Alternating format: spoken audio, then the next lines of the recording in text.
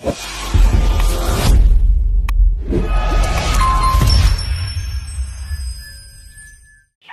morning. Magluluto tayo ng sinampalukang ulo ng tuna. Ayan. Kaya papakuloyin muna natin yan guys hanggang sa siya ay madurog ng kusa bago natin ilalagay yung ulo ng tuna. Hindi na natin ilalagyan ng gulay guys. Ano lang yung mismong ulo lang talaga. Ayan guys. Tingnan natin. Ayan. Kumukulo na guys. Lalagyan na natin ng asin.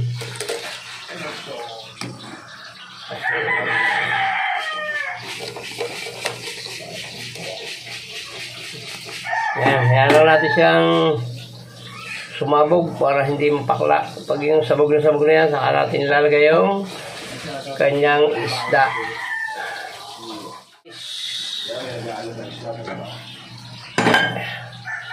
Asbok na.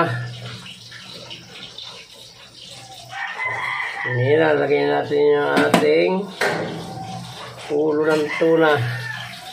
Sa kamay na natin guys. Pangat lang ito guys. Pangat. Kaunti lang sabaw niya. Pinangat na tuna. Pangat sa sampalok. Iyon o. Isang pirasong tuna lang ito guys. At ako lang naman ang kakain ito. Pag may natira, pang donor. Ayan guys, tatakpan muna natin at mamaya natin lalagyan nyo ng bechin. Pipisi tayo na natin. Ayan na. Lalagyan natin guys ng final ang bechin. Titikman natin mamaya guys. Takpan ulit natin at para sure ball tayong luto-luto bago natin tikman.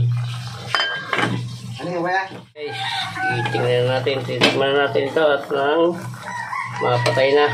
Sariwa-sariwa naman ito guys, kaya pinikilaw nga ito eh. Tikman natin.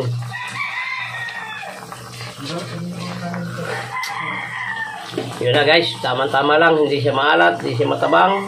Ang asim niya, sakto lang.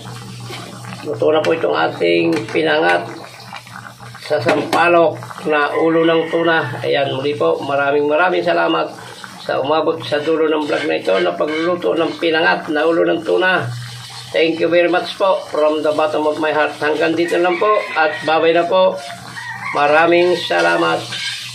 I love you all.